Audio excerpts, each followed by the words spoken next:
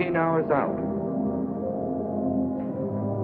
Destination unknown, a military secret.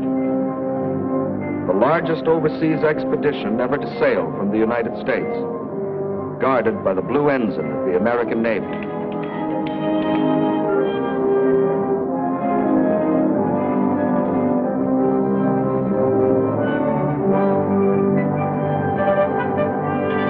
Southwards from Britain, some 3,000 miles away, an even greater convoy, twice the size, moves in its appointed place across the seas, shielded by the white ensign of the British Navy.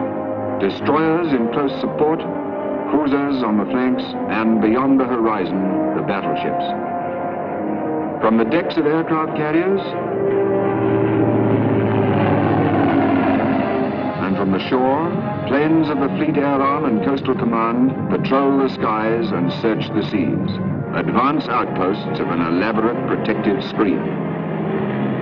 East-northeast, the American convoy. Southwest by west, the British. Nothing like these two armadas had disturbed the waters since the world was made. This operation, an operation that began some 4 months earlier in Washington, D.C. The President of the United States welcomed the Prime Minister of Great Britain. The gravity of the moment had brought them together. The lights burned all night that night in the White House, where the two leaders met with their combined chiefs of staffs. For this was the picture taking all too definite form in the minds of the civil, military, and naval leaders now locked in secret conference. Two Axis spearheads were headed east. In the north, von Bock was hewing his way through the Ukraine to the Caucasus. In the south, Rommel was driving toward the Egyptian border. These two spearheads were intended to meet in Iran and head eastward towards India. In the Orient, Japan had occupied the coast of China, the East Indies, Malaya, and Burma in preparation for the drive westward through India. If these two enemy spearheads were allowed to meet, Russia and China, except for their remote Arctic ports, would be completely isolated. Japanese raw materials and German production would be combined. The peoples of Europe, Asia, and Africa, 7/8 of the world's population, would be enslaved. By morning, a decision, both bold and revolutionary. Bold because in this, our darkest hour, we dared to take the offensive. Revolutionary because that offensive was conceived, planned, and executed by the peoples of two nations. The time and the place had been agreed upon. The code name for the combined operation was Acrobat. The two great elements were time and secrecy. 125 days in which to plan and launch an offensive from bases 3,000 miles apart. An operation involving hundreds of thousands of American and British soldiers and sailors, millions of American and British working men and women, only by whose combined efforts could the plan become a reality, but from whom the plan itself must be kept secret. A few score men, no more, knew in its entirety the plan for this greatest of combined operations. In London and Washington, British and American officers were placed at adjoining desks to work through the days and nights of grinding toil that lay ahead. And gradually, in the enforced daily intimacy, men grew to know and respect each other. Thus was born the relationship out of which an Allied army came into being. To them came hourly reports on the vast undertaking of forging the striking weapon. It was a race against time.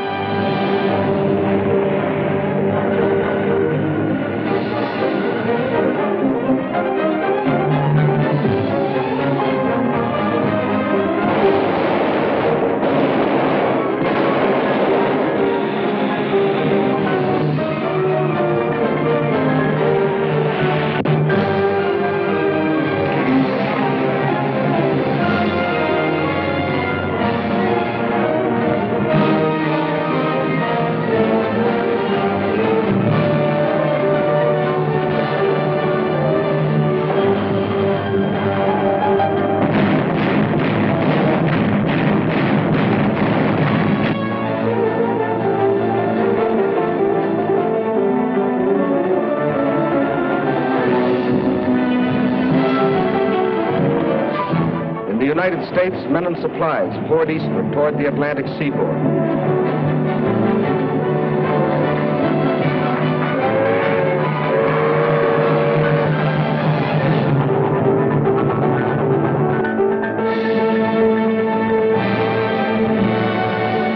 In Britain also, by road and rail, an army was on the move.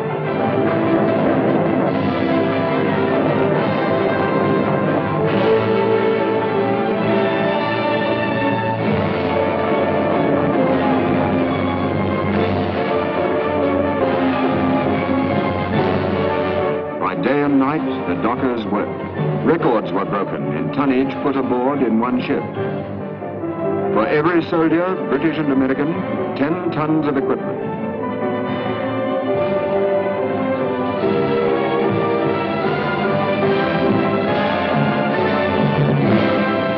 On both sides of the Atlantic, the effort was tremendous.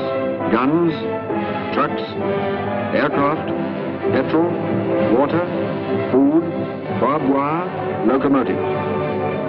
Of ammunition alone, we shipped 520 different kinds.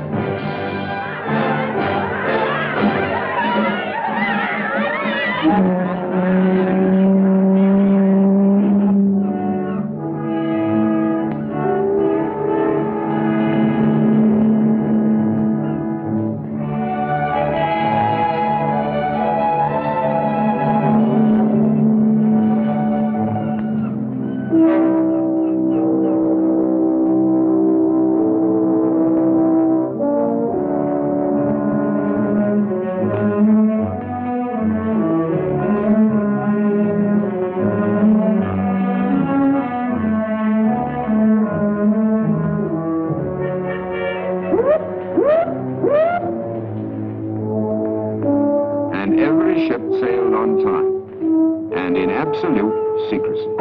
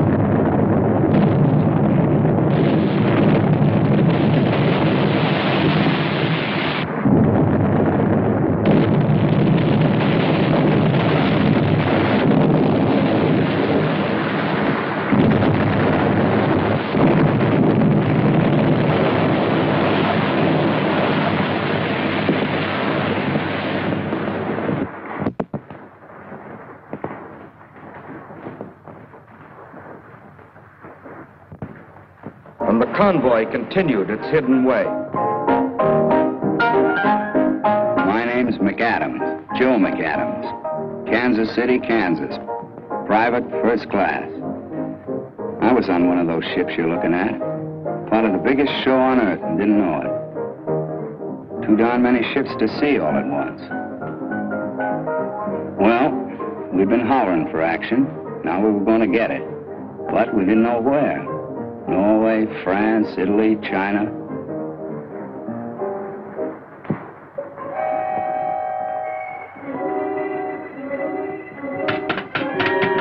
Finally, on the 5th day, we got the news. I mean, what we'd been waiting to hear. They handed out little guidebooks. And I remember the first line, "You are to do duty in North Africa as a soldier of the United States." Gave me kind of a kick. Why North Africa? What was the plan called Acrobat? The convoy from America was heading east, the one from Britain heading south. At a given point west of Gibraltar, the British convoy would divide. For 12 hours, the two halves would proceed in opposite directions. Then the second half would reverse its course and follow the first, passing Gibraltar 24 hours behind. Thus, with clock-like precision, the combined operations would begin with simultaneous landings at Casablanca, Oran, Algiers.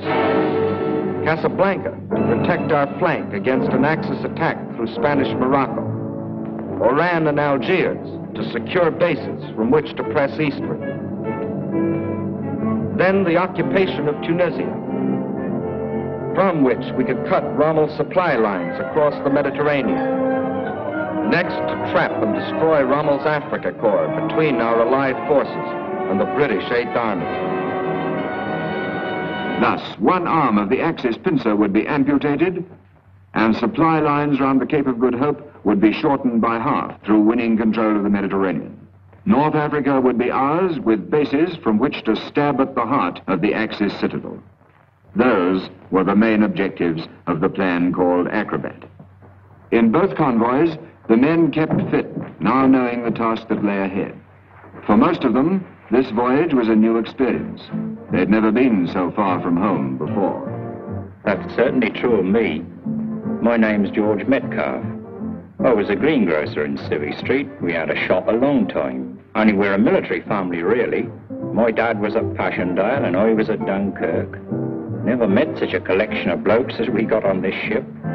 Chaps from Glasgow, New York, London, Melbourne, Cape Town, Montreal, Chicago, Birmingham, Wellington, Bethnal Green, the whole issue. I reckon it's about time this team of internationals got cracking.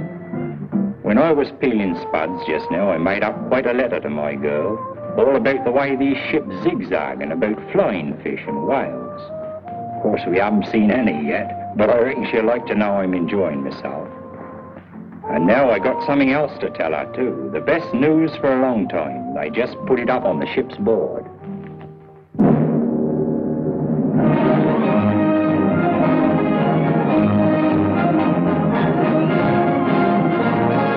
But the Eighth Army's offensive was only one phase of a larger strategy.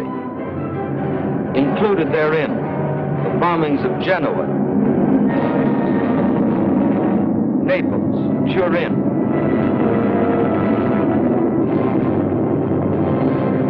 bombings of the Renault factory, turning out Rommel's tanks.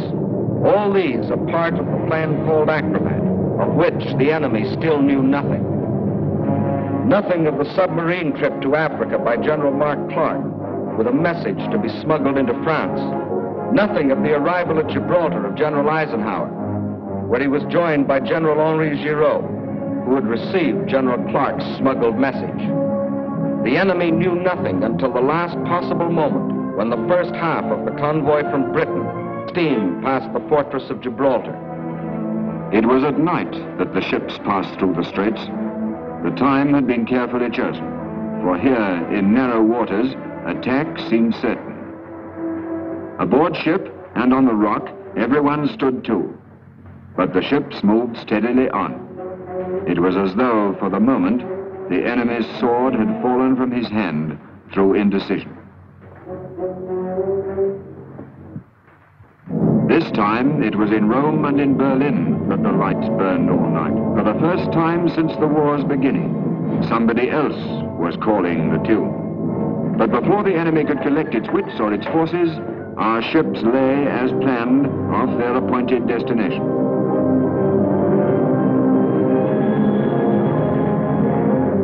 Events planned 4 months earlier moved to a climax.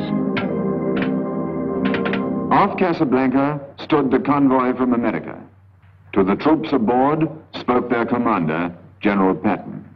Soldiers and sailors, it is not known whether the French African Army will contest our landing, but all resistance, by whomever offered, must be destroyed. However, when any of the French soldiers seek to surrender, you will accept it and treat them with the respect due a brave opponent and future ally.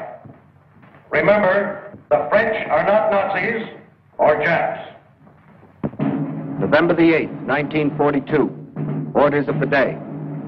The words "play ball," transmitted by the task force commanders, signifies that all forces are to take vigorous and offensive action against the enemy. A large searchlight shown in a vertical position at night signifies that the enemy has agreed to the terms of the allies.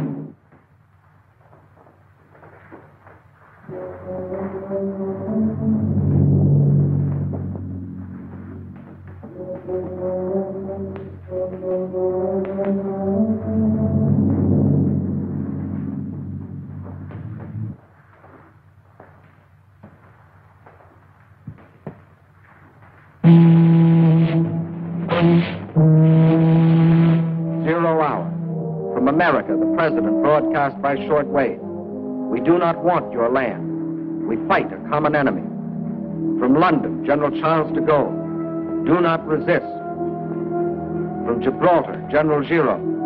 We welcome the Allies to French soil. How would these pleas be answered?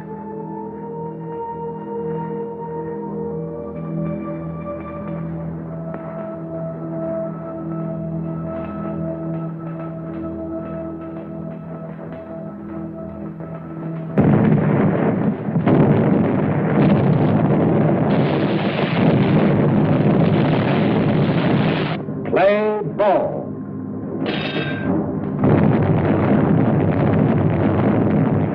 Fight was on at Casablanca. Meantime, at Algiers, our landing craft also met fire from shore batteries, which were soon silenced by ships of the British Navy.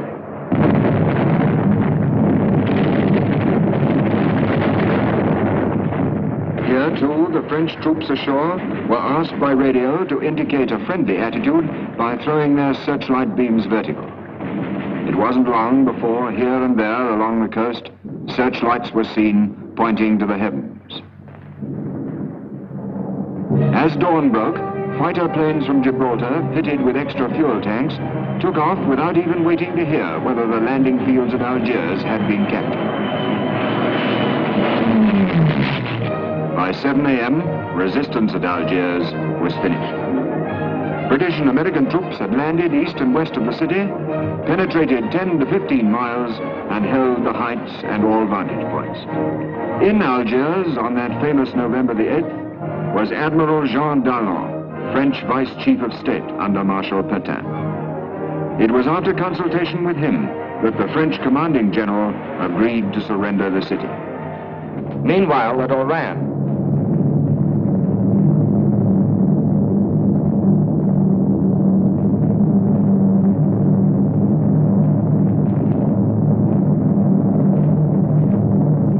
American paratroops and airborne infantry, flown from Britain 1,500 miles away, had landed to capture airfields, while other American troops had poured ashore on the beaches, protected by the British Navy. Here, as in Algiers, the fighting lasted for only a few hours, but at Casablanca, the battle still raged.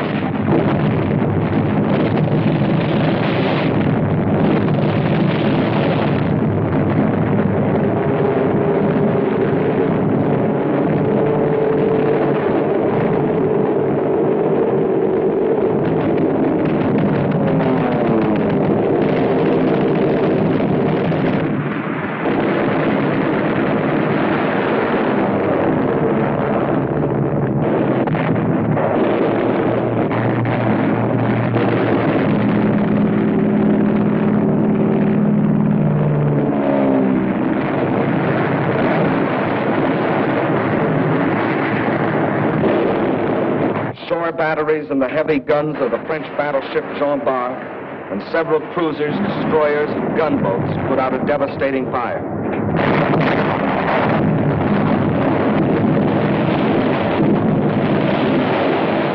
Gunnery from American ships coupled with precision bombing silenced those guns.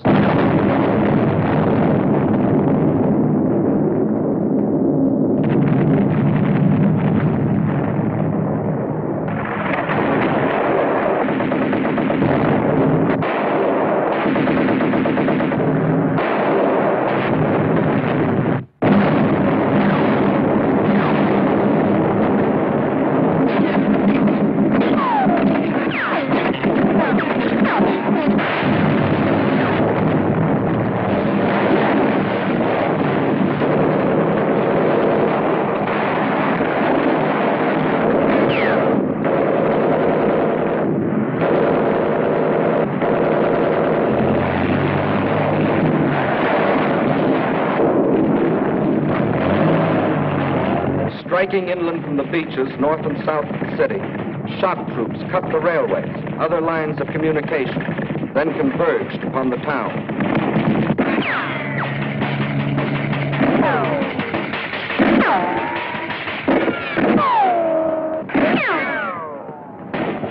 2 days later, the Germans invaded unoccupied France, whereupon Admiral Darlan, declaring Pétain a prisoner of the Axis and himself chief of state, ordered the cessation of hostilities.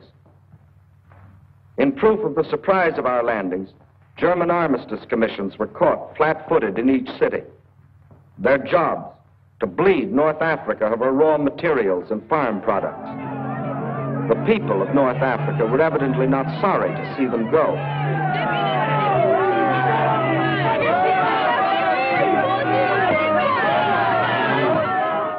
Events moved swiftly.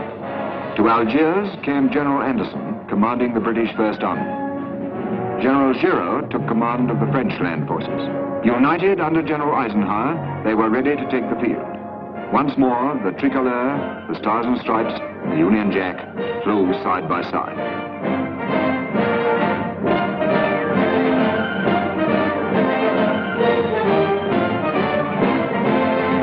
But the enemy had lost no time. Across the Mediterranean, by sea and by air, he was pouring men and equipment into Tunis and Bizerte. Despite this, we determined to start the campaign at once, hoping to reach the distant cities before the enemy's grasp had become too strong. This was a bold decision, for the British First Army was as yet little more than one division, and the bulk of the American forces were needed to safeguard our position in Morocco. We had other disadvantages. Roads were poor. Railways inadequate.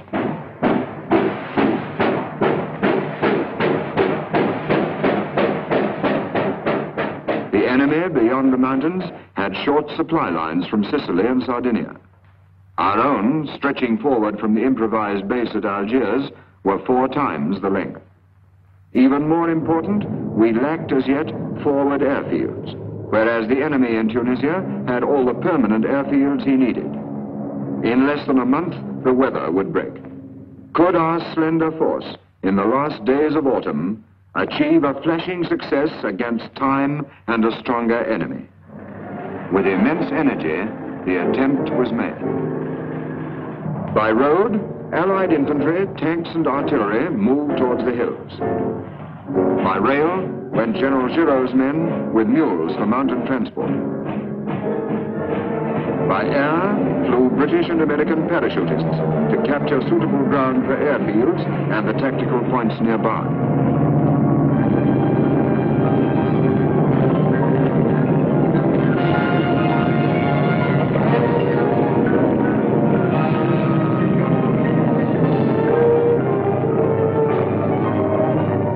Sea went commandos to Bougie and Bonn, the latter 300 miles to the east and only 60 miles from the Tunisian border. Here, the airfield which our parachutists had taken was already under attack from the Luftwaffe.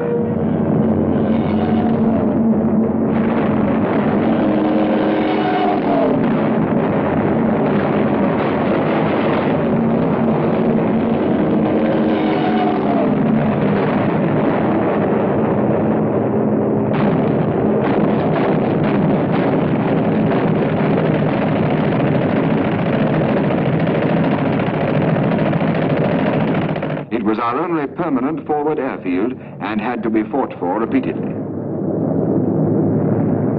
In 3 columns, we advanced towards Tunis and Bizerte, and still the enemy poured into Africa. By mid-November, 1,000 a day. Among them, Marshal Kesselring, Mediterranean Commander-in-Chief, the man who had made his name infamous at Warsaw and Rotterdam. November the 18th, 10 days after our first landings, our mixed force of Allied troops had crossed the frontier into Tunisia, and skirmishes were frequent.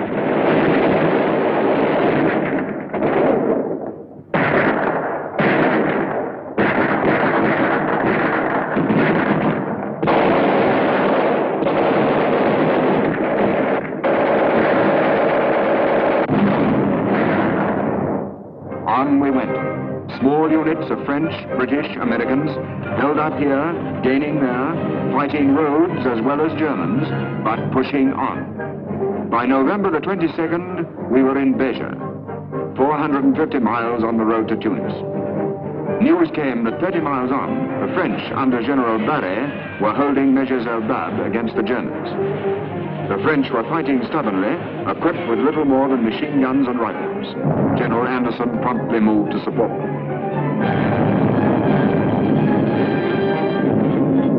Together, we held Meges, henceforth a pivotal point, and forced the Germans back. But now we went into the plains and were increasingly exposed to the enemy's more numerous tanks and aircraft.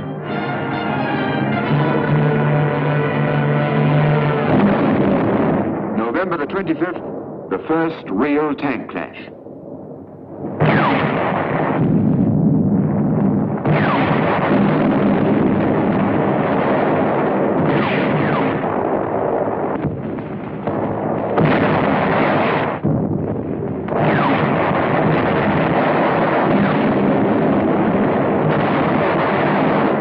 15 enemy tanks destroyed, and the rest withdrew. And on we pushed towards Tunis and Bizerte, racing against time and the weather. 60 miles from Bizerte, 50 miles, 40 miles. Our supply lines inexorably thinning, our reinforcements fewer and fewer. 30 miles from Bizerte, 20 miles, 18 miles from Tunis, 16, 15. And from the hills, our patrols saw the city. But now the enemy attack rose to a crescendo.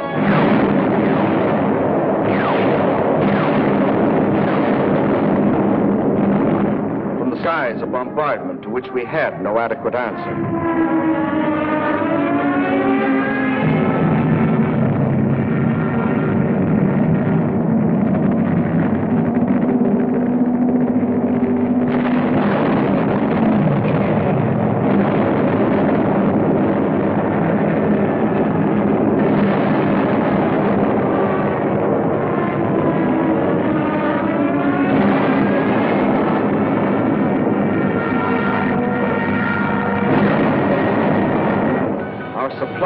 Far outrun. Our casualties heavy. Even as the goal was in sight, the race had been lost. This first thrust, this adventurous gamble had failed. We fell back to the protection of the hills.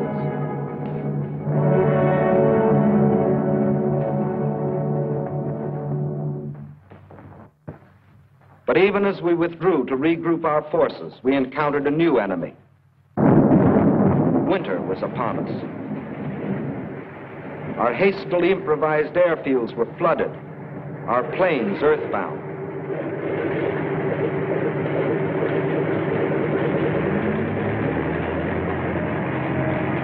The roads became running streams.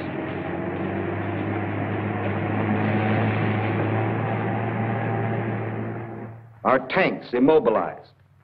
All hopes of a quick victory had finally foundered in a sea of mud.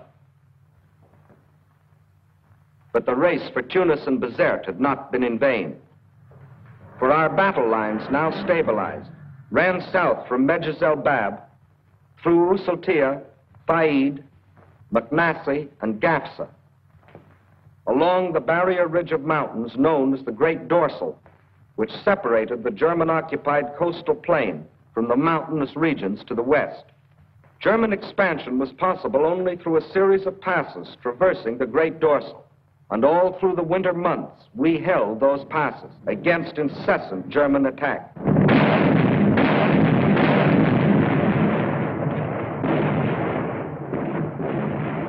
This was the period referred to by the world as one of military inactivity.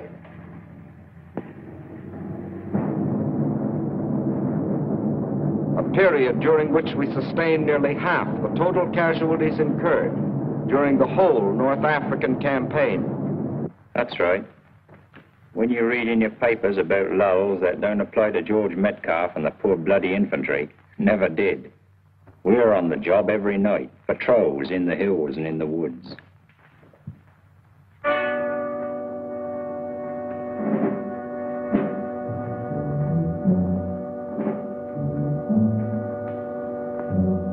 we go with some Brens and Tommy guns and a few Mills bombs, and if we're lucky, we scupper a few Jerrys and bring a few prisoners in.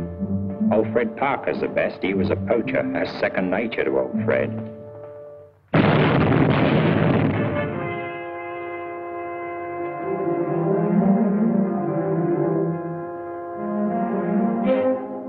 When we get back, we're camouflaged so you can't tell whether we're men or walking lumps of mud.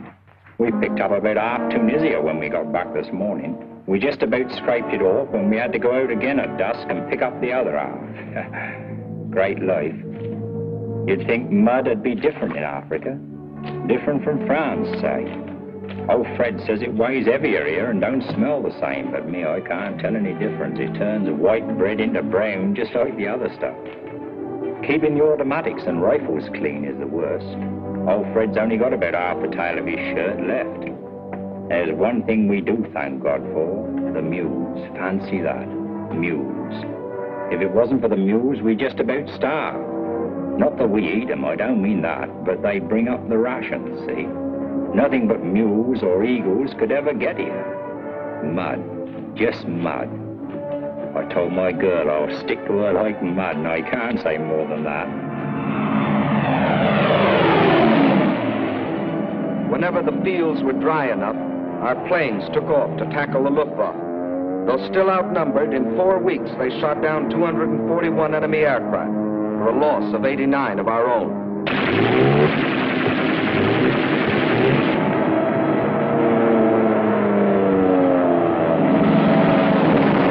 Further back, day after day, the Strategic Air Force was taking off to kill the enemy's effort at its starting point. Liberators from the east, fortresses from the west, went forth to destroy enemy bases in Italy, Sardinia, Sicily.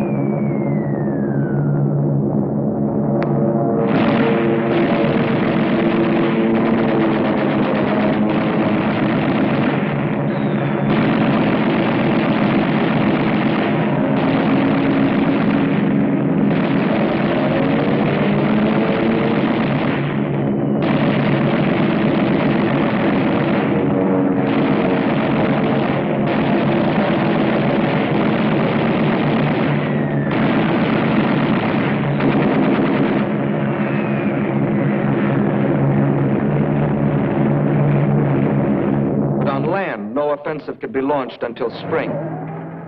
Against its coming, there was to be, on either side of the great dorsal, a building up of power.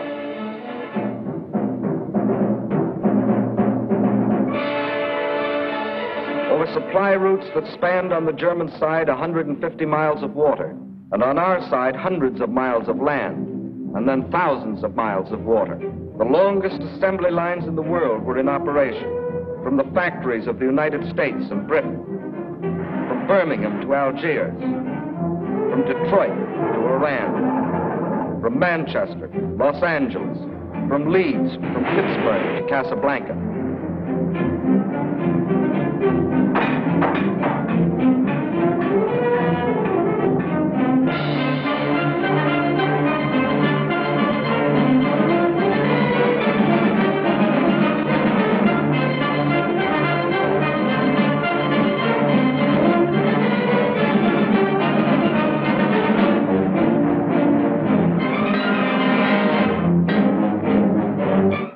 Trains were assembled on the spot, loaded with freight and sped forward. The South Atlantic became an airway as well as a seaway. From Brazil, flights of P-38s equipped with extra fuel tanks were flown across the seas. Each flight led by a flying fortress which provided navigation. From Gibraltar, aircraft which had been brought by ship from Britain and reassembled on the Rock were flown off to Tunisia. Nearly 1,500 planes reached the front by this route.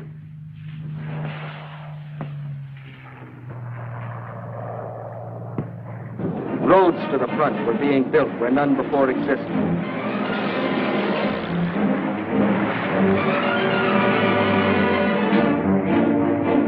On wet, still unfinished landing strips, giant planes sat down with cargoes of materiel. Our reservoir of power was filling up.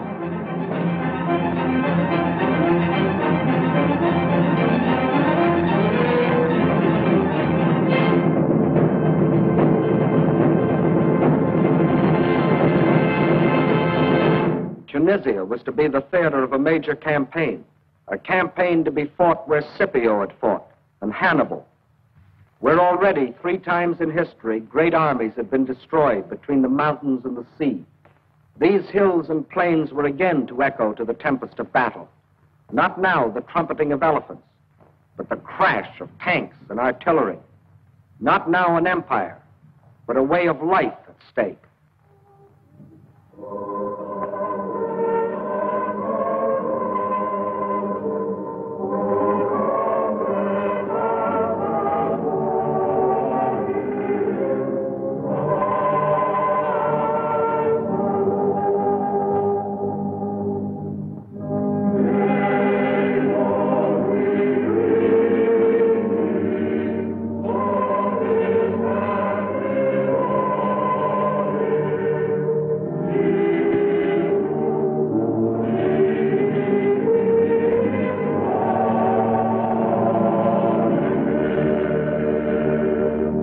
On this Christmas 1942, our soldiers and airmen in Tunisia and the Western Desert gathered together in little churches or under the open sky. And doing so, they thought of their homes and loved ones, hundreds or thousands of miles away. Our soldiers' thoughts were of New York and the Middle West, of the cities and villages of France, of the plains and hills of India, of homes in Cape Town and the African veldt, or among the snows of Canada, or in the Christmas sunshine of New Zealand and Australia, and among the fog and rain of London and Edinburgh. And they thought of their comrades who had already been killed, and of the cause for which they had been killed, the cause that had brought all of them across the seas to fight, the cause of liberty and tolerance and dignity and peace, and of how the horizon was brightening a little as though a new day were being born.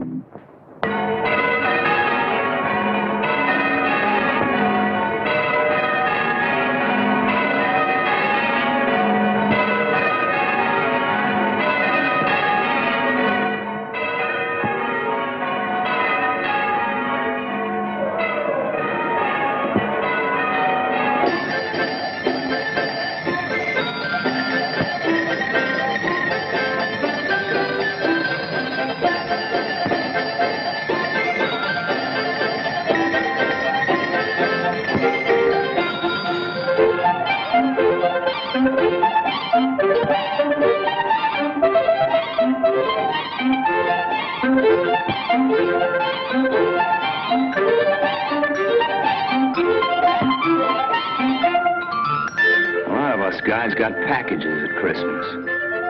You know what was in mine? Stuffed dates. Stuffed dates in Africa under the date bond. Can you beat that? One good thing about Christmas, you may get homesick, and we did, but you also get Christmas dinner.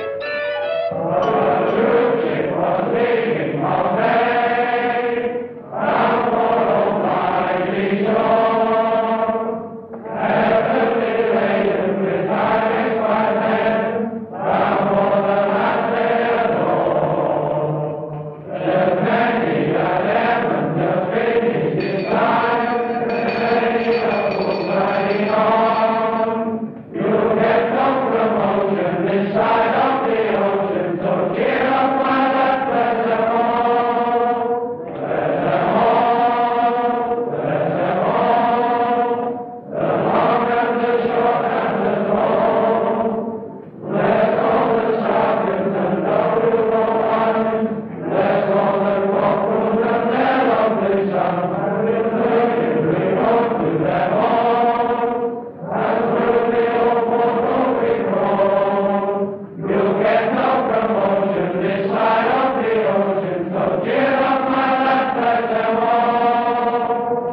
everybody fed well at Christmas,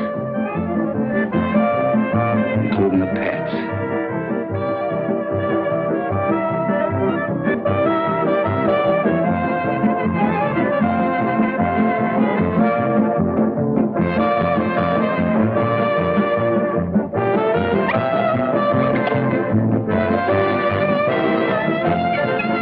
Along about now, we began to take notice of the kids. First off, they were kind of shy. But Arab kids are no different from the kids back home when it comes to candy.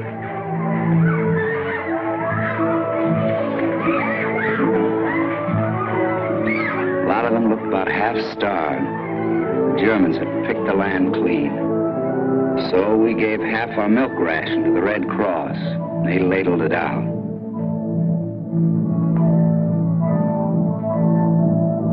Off duty, we just roamed around, looked.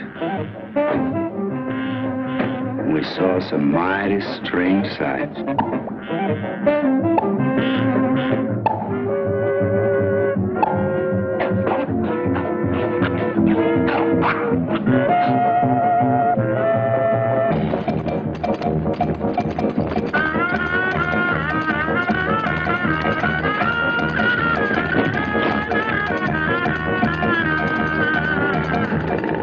What the Moorish girls looked like behind the veils. Wondering was about as far as we got. One Sunday, the middle of January, we were hanging around, catching up in the news from home, when we were rooted out for assembly. They told us to polish our brass and shine our leather. Some of us said, "What's the big idea?" Well, we found out. And you could have knocked me over with a tank. It was the Prez himself, riding along in a Jeep.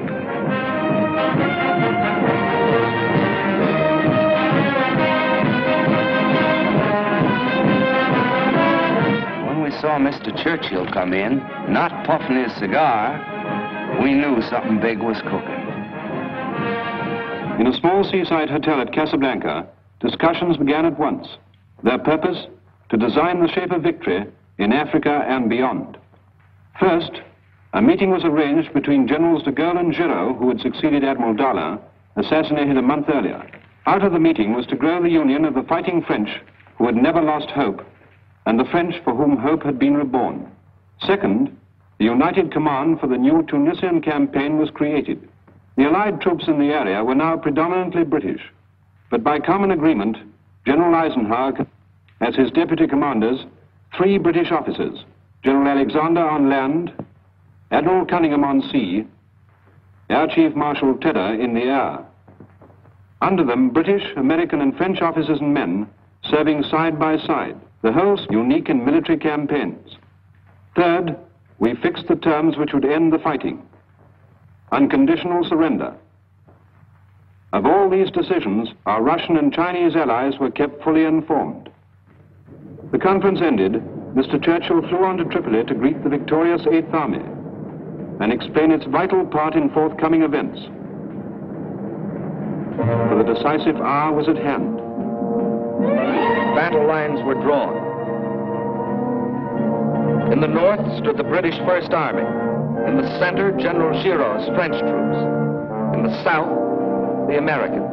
Further south, a small group of fighting French had completed its historic 1,500-mile march and taken up positions on the left flank of the British 8th Army, which faced the formidable Mareth line. Behind which barrier, Rommel's army, after its long retreat, had entrenched itself.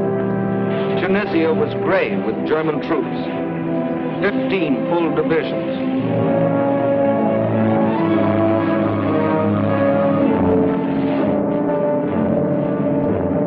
No scratch troops these, but battle-wise veterans of Poland, France, the Balkans. They, together with 7 Italian divisions, were armed with the most modern types of equipment, including the newest fighters and bombers of the German Luftwaffe.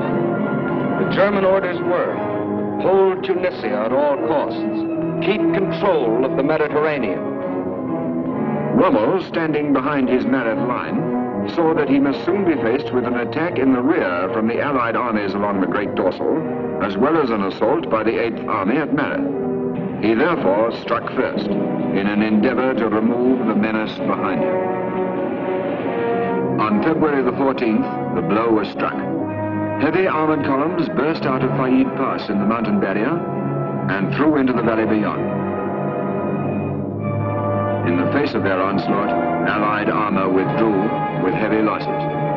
By the 21st, the enemy had forced his way through the Kasserine Pass, and his armored columns were advancing in a three-pronged thrust.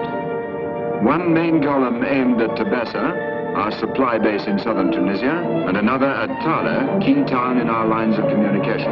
Almost within sight of his objective, he was halted.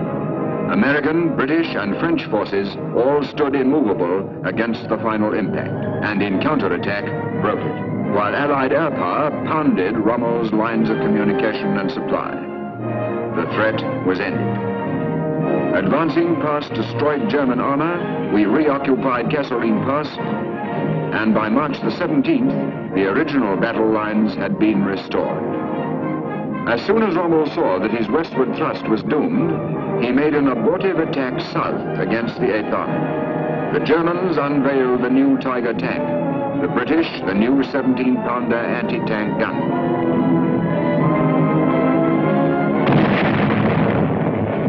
"52 Tiger tanks were left burning hulks. From then on, the initiative was ours." Of the various strategies which might now be employed against the enemy, General Eisenhower chose one which envisaged the entire military situation in terms of a cylinder. The Western Wall, Allied land forces along the Great Dorsal. The Northern and Eastern, Allied air and sea power concentrated in the Mediterranean. The seaports of Tunis and Bizerte were to act as the intake valve, through which those enemy troops that escaped the devastating attacks of planes and submarines based at Malta were to be sucked into the cylinder. At the bottom of the cylinder stood the powerful British 8th Army to serve as the piston, which in its upward stroke would push the enemy into an ever smaller space. Still in possession of the enemy were certain high hills to the west of Tunis and Bizerte. Their capture was an essential part of the entire strategy, for these hills were the spark plug, which, when the piston had forced the enemy into a state of high compression, would explode the combustible mass. That was the final strategy. To succeed, perfect coordination would be necessary between land, sea, and air forces. The Northwest African Air Force, commanded by General Spaatz, was divided into 5 major groups, of which 3 were combat. The Strategic Air Force, under General Jimmy Doolittle. These were the big boys, the long-range bombers, pounding away at enemy bases and shipping. Coastal Air Force under Air Marshal Lloyd. Day and night fighters, these, protecting ports and convoys. And finally, the Tactical Air Force, a new conception of air power developed by the British in the Middle East. All fighters and attack bombers, British and American, were placed under one command so that we could strike with the full force of our flying artillery when and where it would do the most good. Air Marshal Cunningham in command of this group, and General Alexander in command of all ground forces, lived and worked side by side in a tent camp in the Tunisian mountains. Theirs was a complete partnership, and in it lay the pattern of ultimate victory. By the middle of March, the stage was set. First move was up to Air Marshal Cunningham.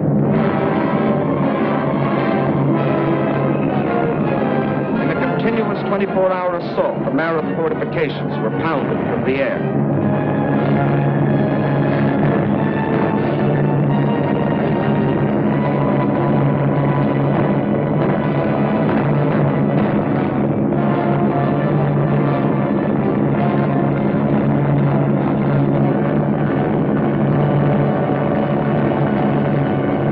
Then General Alexander gave the signal for the piston to begin its upward stroke.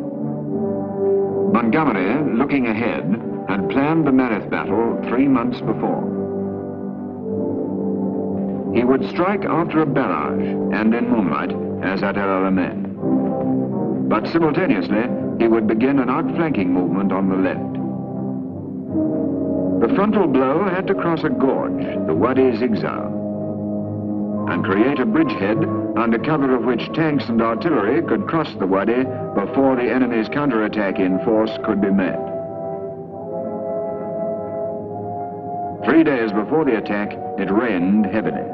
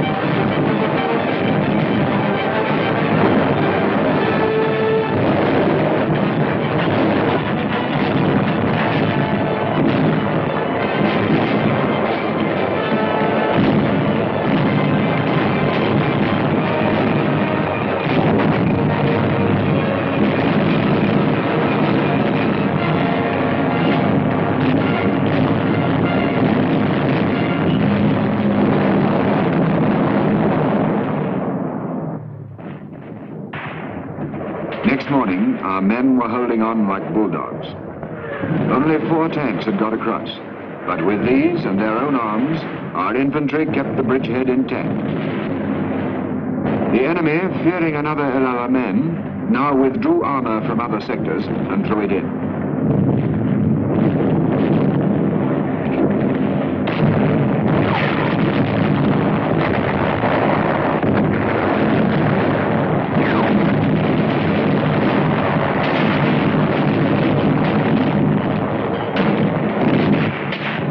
This battle raged, our outflanking left hook by General Freiberg and his New Zealanders, reinforced by the 1st Armoured Division, was racing across 150 miles of desert towards El Hama. The blow was now struck by 50,000 men on the ground and by bombers, fighters and tank busters from the air.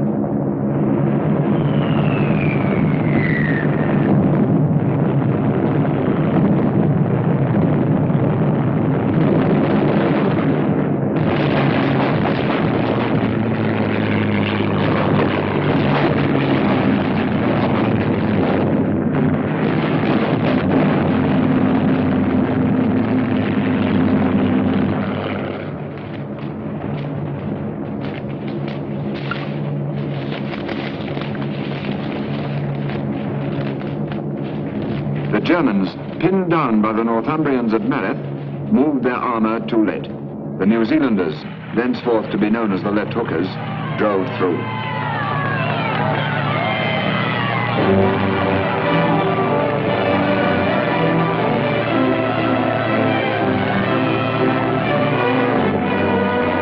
The Mareth line had been turned. The piston was on the move. Its speed made possible by the feats in road building of the South African engineers.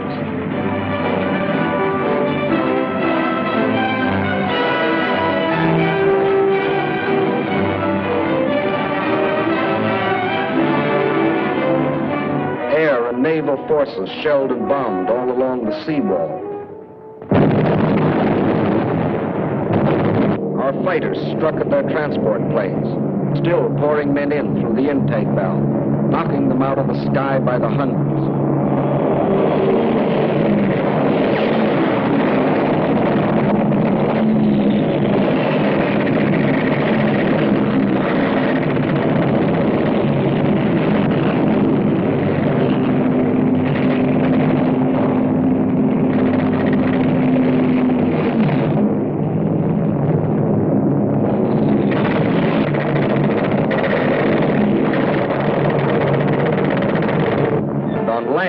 The British First Army was a constant threat in the north, while in the center the French had attacked at Pichon, and further south the Americans had broken through to El Guitar and McNassy, thus enforcing constant pressure all along the land wall of the cylinder.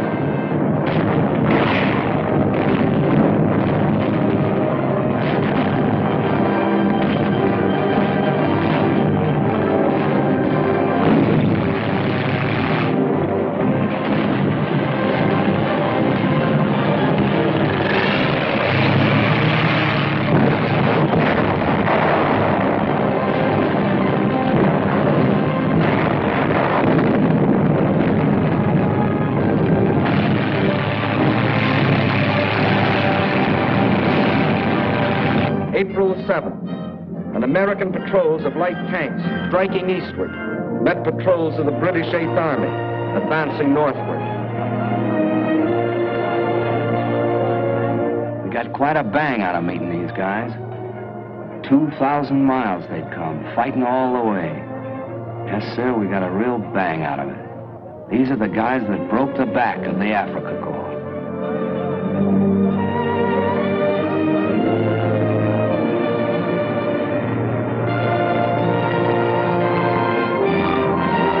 Still, the piston pushed relentlessly on. April the 10th, Sfaxville. April the 12th, Sousse.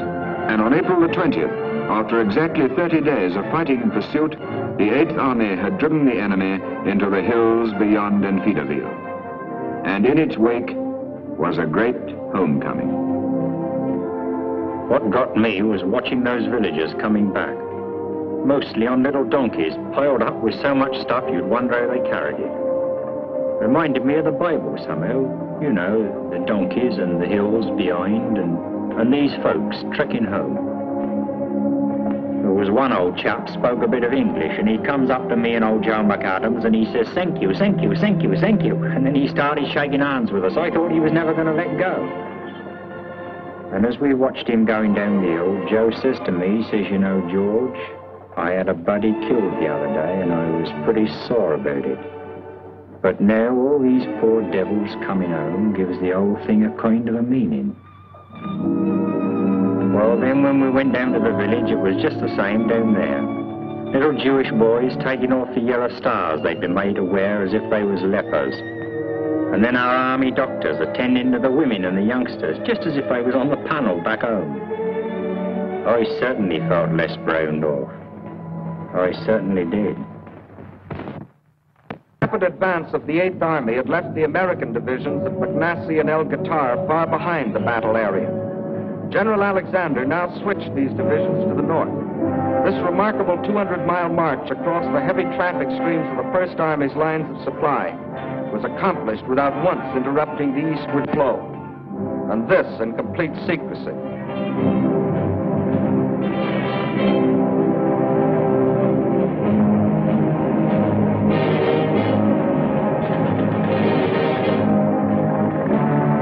The piston had completed its upward stroke. The desired state of enemy high compression had been achieved.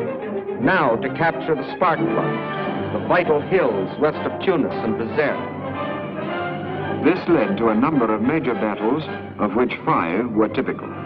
Hill 609, Longstop Hill, Goubelet Plain, Jebel Mansour, and Takruna. The 8th Army struck at Takruna. The French 19th Corps attacked Jebel Mansour.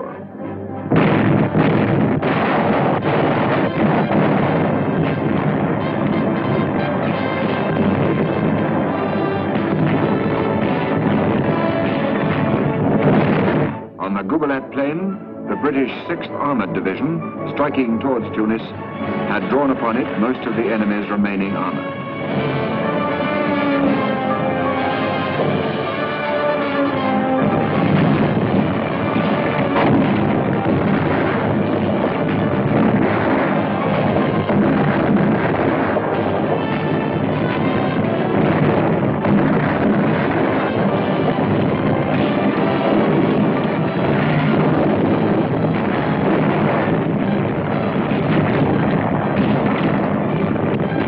In 3 days of struggle, our main purpose was accomplished, the drawing to this battlefield of von Arnim's tanks and guns and their destruction. Meantime, the British 78th Division was pressing the attack on Longstop Hill.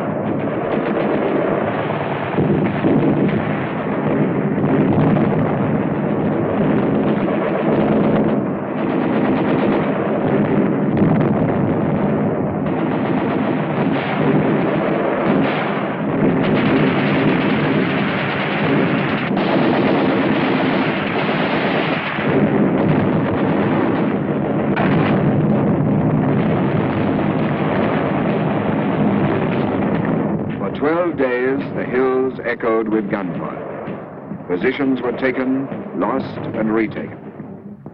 When the German lines broke at last, their dead lay in hundreds, unburied on the battlefields.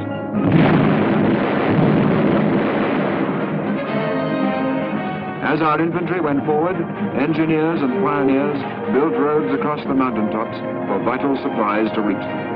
In 14 days, they built 11 miles. Meanwhile, further north, the Americans had embarked on their phase of the campaign. This started with the assault on Hill 609. Long-range artillery started the attack.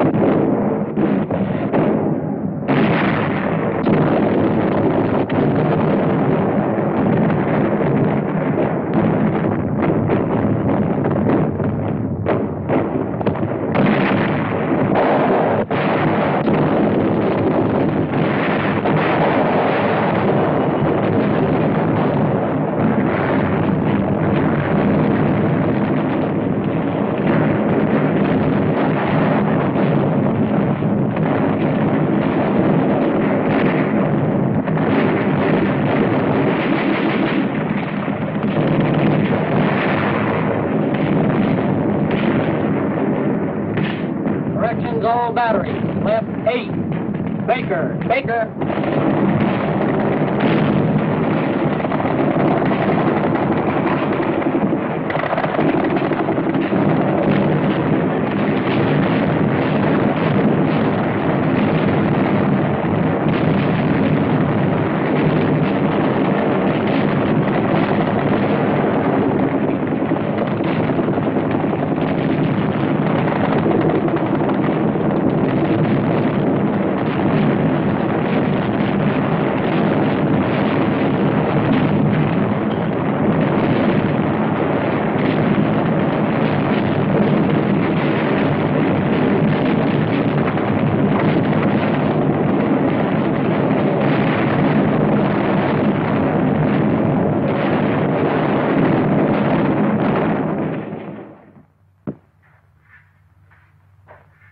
We took Hill 609.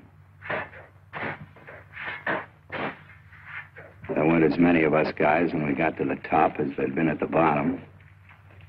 But we took it. Thus, one by one, von Arnim's strongholds in the mountains fell. The Germans had been outfought. Now they were to be outwitted. General Alexander knew their fear of the Eighth Army. So he reinforced that fear with heavy bombardments and local attacks from Montgomery's front. At the same time, he secretly transferred the 4th Indian and the 1st and 7th Armored Divisions from the 8th to the 1st Army in the north, whence the main attack was to come. The spark plug was ours, and we were now ready to explode the combustible mass. Now to pour on the power. Now to give the apostles of power an education in the use of it.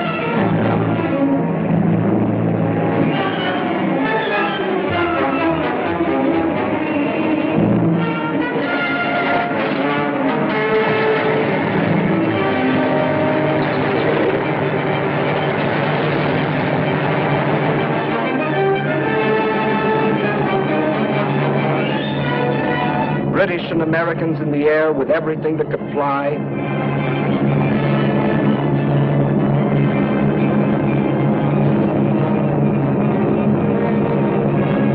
British and Americans on the ground with everything that could shoot.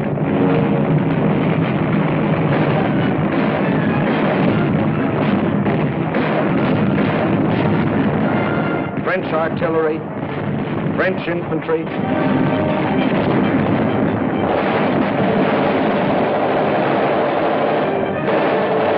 British Navy.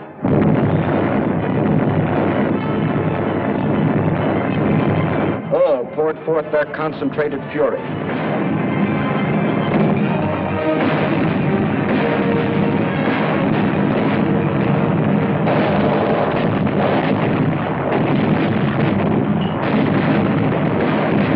This was blitz warfare such as the inventors of the blitz had never dreamed of.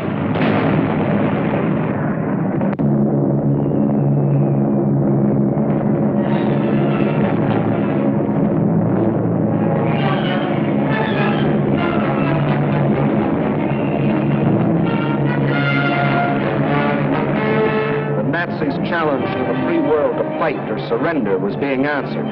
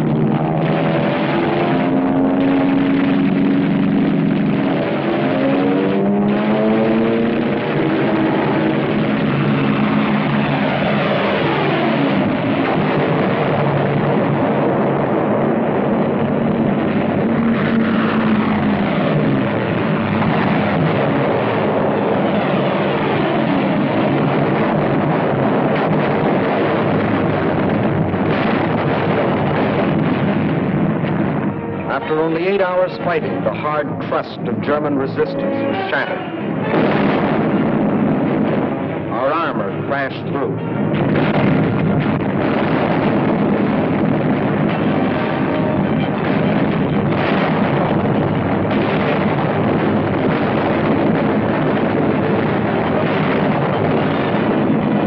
The Americans blitzed their way into Bizerte. The British smashed right through the center to capture Tunis. Then a British armored column crashed across the neck of Cape Bon to Hammamet. Another British column raced around the tip of the cape to prevent any evacuation. The whole Axis mass was split into 4 segments. The end came quickly. By tens, by hundreds, by thousands, they came. On foot, in trucks, and behind their bands.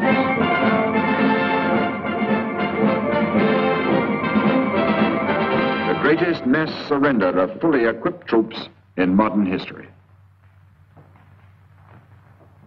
We had lost nearly 70,000 men, dead, wounded, and missing. 35,000 British, 18,000 Americans, 15,000 French. But for every man we had lost, the enemy lost 5. And at the end, 15 full divisions, 266,000 of their best men laid down their arms. No Bataan this, no Crete, no men riddled with disease and shrunken with hunger, fighting to the last barehanded. Educated in the school for power, they were quick to recognize superior power. And when they did, they quit cold. This is the end of the Axis African adventure.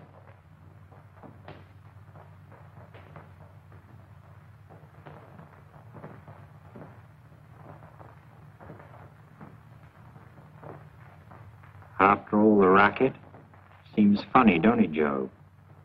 So quiet. Yeah. What's biting you, Joe? I don't know. I can't help thinking all the hard work that went into those burnt-out tanks and half-tracks and airplanes. Gone for nothing. Had to be done. Oh, sure it did. But still in all, think of all the trucks and automobiles and things all that junk might have been. I know. Bloody shame. Just because he was told that he was a Superman. Well, he never figured things out for himself. Never argued the toss, same as we do. Too bad he didn't hear some of our arguments at the old Dog and Fox back home.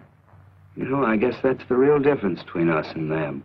We argue the toss, as you say, and they don't. Yeah, and when you don't argue the toss anymore, you aren't half a man anymore. Right. You're just a blooming tool, like a spanner or a saw or a gimlet. Maybe they like it that way. Maybe they do, but suppose somebody tried to use you or me like that, Joe. Suppose somebody said, put that fella's eyes out, or turn a hose pipe on that Jew or on that woman. Would we do it? What do you think? You and me, Joe, we may not always think alike, but we do think. You and me and old Alphonse and the rest, we certainly think all right. You know, George, I got an idea. Why can't we, after the war, the same work gang, I mean, keep on swinging together? What couldn't we do? You mean build more houses than ever was? Yeah, that's it. And ships, thousands of ships. Right. And food so's nobody be hungry no more? Yeah, building things up instead of blowing things up. Like, I don't know, like dams in the desert and roads through the jungles. Maybe cross all the oceans. We could do it, I bet you. Yeah, do all the jobs that wants doing and knock the block off anybody who wants to start another war. And bring the smiles back to the kids' faces all over the world. Boy, what a job. But just now, Joe, it's the same rough road. The same road you and me have just come. The same bloody hard road. And for quite a while yet. Boy, oh boy, what a job. Bringing back the smiles to kids' faces.